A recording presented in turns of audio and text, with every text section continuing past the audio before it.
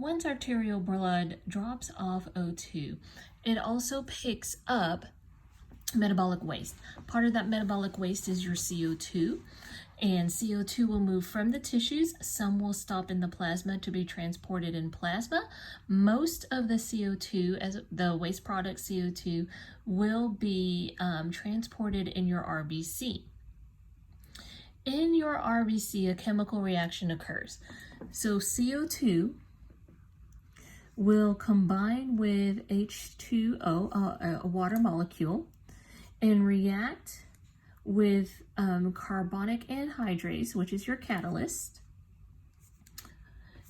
and become H2CO3. That is your carbonic acid.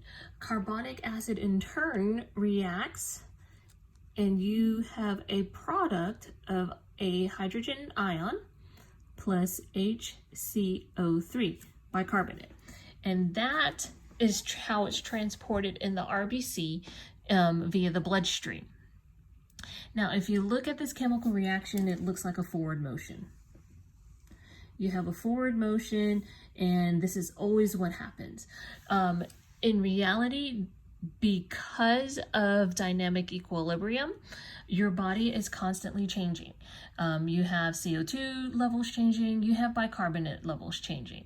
So as they change, in reality, your chemical reaction is reversible as well.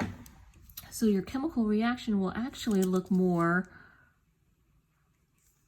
like this, where bicarbonate combines with a hydrogen ion to become carbonic acid, and CO2 and water molecule. So if you have an increase in CO2, so your CO2 in the tissue level increases, your CO2 increases, you have your forward motion, carbonic acid, you have an increase in hydrogen ions and bicarbonate. So you will see as the CO2 levels rise, in reaction, your bicarbonate levels will increase as well. Now, if for some reason your bicarbonate levels, a metabolic alkalosis or something along those lines occurs, you have an increase in HCO3, you actually will start a reverse reaction. So the reverse reaction, if you remember from here, will move from right to left.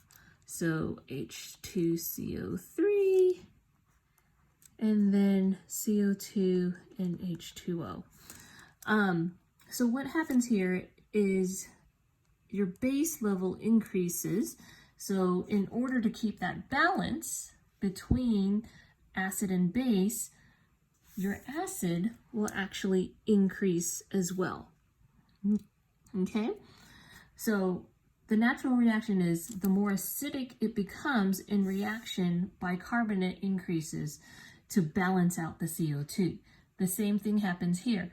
You have an increase in base, so there's too much base in there, so in order to become equal, your acid levels will rise as well.